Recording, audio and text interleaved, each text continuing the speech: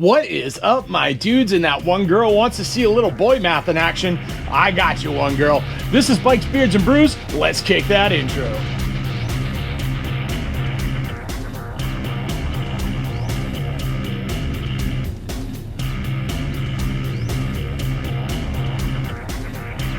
Hey guys, welcome back to the channel. Before we kick this one off, make sure you like, comment, subscribe, hit that bell notification. New videos are coming weekly. Ring that bell, you know when they drop. Let's get the other stuff out of the way. Want to save 10% on a Cardo communicator or save some money on some Beyond Riders gear? Then you should definitely check my referral links down below. Want to support me and all my do-gooderness like these cool guys here? Bam! You should become part of the Brew Crew and join the coffee page down below. Wonder why I'm asking you for money? Well, next to those 10,000 Amazon affiliate links that also go to a good cause is a link explaining what I do with your money. Get it, got it, cool, let's move on. Alright guys, so today we are going to be talking about the Harley Davidson Nightster problem. And I do think that this requires a little bit of backstory before we get into this.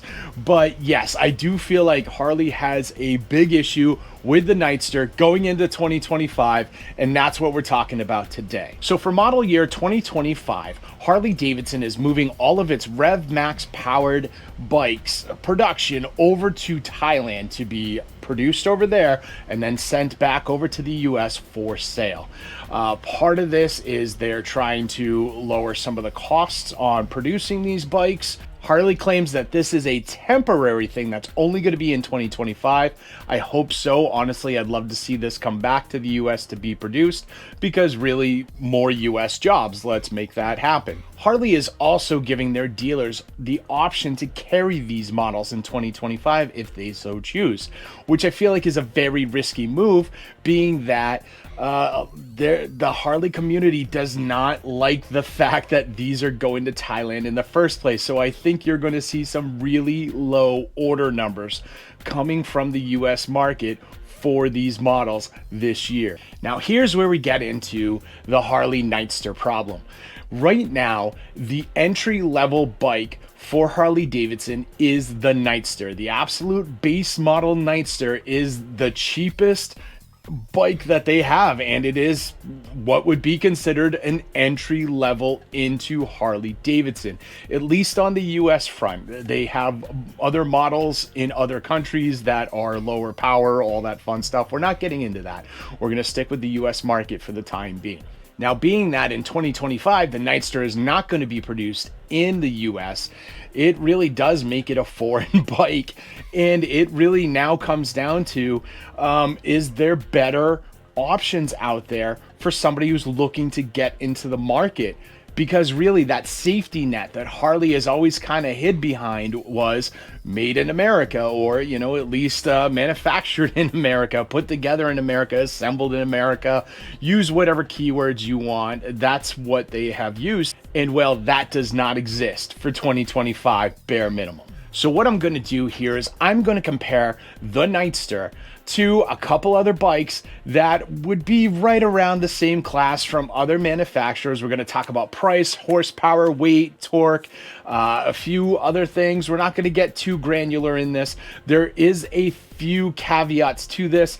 I'm going to be sticking with the MSRP, so we're not going to be talking about tax, title, and markups and all that other fun stuff. We're only going to be dealing with the base color that these bikes are offered in because, well, you know, other colors tend to be marked up, so we're not going to be doing that. And at the end, I'm going to tell you what my pick would be. If this was my first year with a bike, I was looking for an entry level, I was looking to break into the riding market, which one of these would I buy? And when we're all said and done, I want you guys to sound off down below. Let me know if you're on the same track or if there is a totally different bike that I'm not even thinking about that you would pick. All right, so first and foremost, let's get into the Harley Nightster. Now, the other caveat here is we've got to talk about the 2024 model because the 2025 has not been released yet. So we're going to base it on that. There may be some changes that come down the road. Honestly, I don't suspect that anything really is going to change. I'm willing to bet that this is going to be it. So the Nightster comes in at $12,000 MSRP. It is that, again, that primer ugly it's ugly bike. Ugly.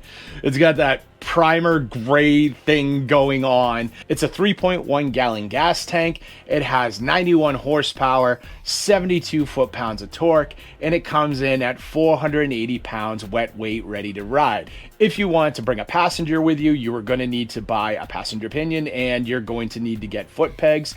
This grand total is going to come in at $400. That is without the labor cost. So if you could put that on yourself, high five, $400, you're good to go. If you're paying the company, that's going to be a little bit different. Now, overall, this bike does have a lot of good things going for it.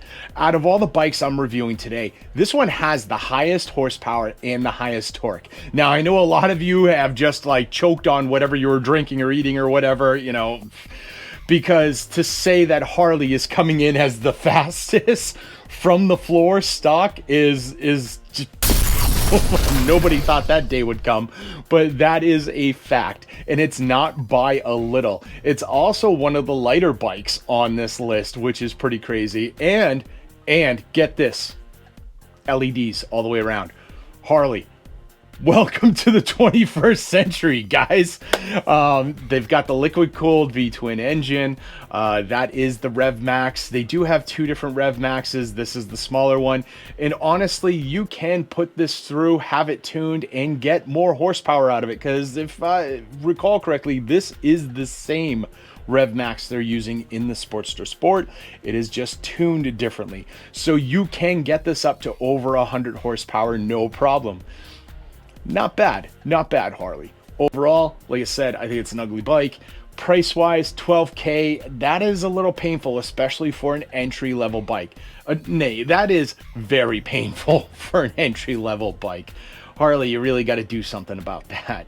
But let's see how the rest of the competition fares with those basic stats. So next up, I have the Honda Rebel 1100, which is a fairly newer bike to the scene. Rebels have been around for a while, but a few years back, Honda went ahead and just redid the whole thing, and they just recently started rolling out these 1100s, and they also rolled out an 1100 that has like tour packs on it, which are just small saddlebags, but whatever, Honda, good on you. The Honda Rebel 1100 comes in at $10,000 MSRP, and it's available in a blue or a black. There is actually some super name behind both of them, like deep aqua, blue, whatever, blue and black. Those are your two different options. So you actually get two different color options for that price, and that's pretty cool. Honda, I think on this list, are the only ones that offer multiple colors for the same price. Honda's also coming in with a 3.6 gallon gas tank, which is a half a gallon bigger than our Nightster. So you can go further with this. And honestly, it's a Honda engine, so you're going to go further with this anyway. Let's be honest, whether you hate Honda or not, you know, great gas mileage, bulletproof engines. That's what they're known for. That's why every motorcycle training course on earth except for Harley uses like Hondas as their learning bike. They are just bulletproof. They go forever and they're affordable as hell, whatever. Now here's where Harley takes the lead, because the Rebel comes in at 81 horsepower, 67 foot-pounds of torque, and it is 7 pounds heavier at 487 pounds. So less horsepower, less torque, and more weight to carry around. So yes, this may end up being a more reliable bike than that Harley, but price-wise, it's right in that same ballpark. And again, you are getting a much more anemic engine, and you're getting less torque. That's a little painful. However, if you want to add a passenger to this, it's going to cost you $170 for parts. That is actually the cheapest out of all the bikes that I'm comparing today. That is good job. And the other crazy thing about the 1100 that none of the other bikes have, where I had to read this like 2 or 3 times, comes with cruise control. Like, good job, Honda. Like, I mean, if you want to get on this bike and you just want to cruise, you have almost 4 gallons for your gas tank. You're going to be getting probably close to 60 miles to the gallon. You can slap on the cruise, you can go. This bike has different options like saddlebags and stuff. I mean, this is a great option. It really is, but a little porky. All right, let's move on to the next one, shall we? And that is going to be the Kawasaki Vulcan S. Now, the Vulcan S has been around for a long time, and it really has not changed. I remember seeing this bike like maybe 10, 15 years ago, and it pretty much looks the way it does now. There might be a few little tweaks here and there, but overall, it's basically the same bike. This comes in at $7,400 MSRP, which is the cheapest. It really is the cheapest out of all these offerings. You're going to get this in black. This also has the biggest gas tank at 3.7 gallon. So you're going to go for a while. And Kawasaki is another one of those brands where, you know, it has a very reliable engine and it gets great gas mileage. So if you want to go for a ride, this is going to take you for a nice long ride, and you can skip like every other gas station, unlike, you know, your Harleys and stuff like that, where you're probably going to be looking for your next gas station. Now, here's the most painful part about this bike. It has 61 horsepower and 62 foot-pound of torque on a 491-pound bike. So this is heavier than the other two, and it is the least powered out of these three so far. That hurts. However, I have seen people take these and just go with them, and I am surprised. There's been channels in the past. I saw one channel put up an older Kawasaki Vulcan S that was stock and race a CVO Street Glide, and it smoked the CVO. So, I mean, take that for what you will, but that's like, this thing has some get up and go. It really does. With all of these bikes, these numbers on a sheet are fantastic. Real world, you're going to get different results. A passenger setup on this would run you $300, so $100 cheaper than the Harley, but about $150 more expensive than your Honda. The Kawasaki Vulcan is also missing LEDs, and I'm pretty sure out of all four the bikes that we're going to talk about today, it's the only one still living in the past. So it's kind of like taking that torch from Harley, and they're like, look, we have light bulbs. Kawasaki, stop it. Just put LEDs in there, move forward, hook a brother up. Let's do this. Although at a $7,400 price point, beggars can't be choosers. Now, the other thing that the Kawasaki Vulcan S has going for it that I haven't seen on any other bikes is their feature called the Ergo Fit. So it actually has different place settings for the seat, the handlebars, and the foot pegs. So it is designed to accommodate somebody who is 5 foot, although Kawasaki claims sub 5 foot, but they won't give you an exact number, all the way up past 6'1". So the way this works is the foot pegs have a couple different positions. The seat has a few different positions where it can go forward or back, and the bars up or down. And that is straight off of the floor. No buying different bars, no buying forward controls, no buying like a different seat. This is off the floor. And this is part of it. This is included. So you're not even paying for this. This is part of the bike.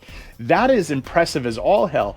And if you're just getting into the market, that is fantastic, because that gives you an idea where you can move these bars and pegs and seats around to give you an idea of what's most comfortable for you before you go shopping for your next bike or your next parts. You know, if you want to stay with this bike and you're just looking for some aftermarket stuff. This is awesome. Any other bike manufacturer out there, you are buying this stuff. You are making modifications to your bike. You are making major changes. This is the only bike where someone that's 5'0" or 6'2" can walk up, get the same bike, and be completely comfortable. And that is absolutely awesome. And that's, to me, Kawasaki has crushed it. I'm surprised other people, other companies haven't stolen this idea, because it is damn good. If anything, Kawasaki should be doing this on more of their bikes as well. This is just a great move on their part.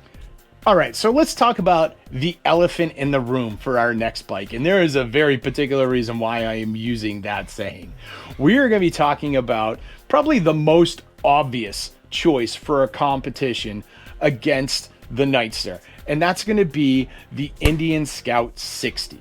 Now, so many people just have it in the back of their mind that Indian makes a better bike at a better price. And I can see this argument on certain things. This bike is not it. All right, so first, the Scout Bobber comes in at $10K, and the only color option is black. It has a 3.4 gallon gas tank, which is slightly bigger than the Harley one, but I think it's null and void, and I'll tell you why in just a second. The bike comes in at 85 horsepower and 65 foot-pounds of torque. So again, the Harley is blowing this thing away. And here's the frightening part. This bike is 536 pounds. This is the heaviest, porkiest bike on this list. So the Nightster would have no problem blowing the wheels off of this bike. It is significantly lighter and significantly more powerful. Well, the Bobber is just kind of sad, although it is $2,000 cheaper, so it does have that going for it. A passenger setup for this bike is $400, which is equal to the Nightster. And I mean, quite honestly, but like, you know, all cards on the table, I think this is probably the best looking of the four bikes. I've always appreciated the Indian Bobbers. I like the way they look, and I like when they pop these out. These are good looking bikes, for sure.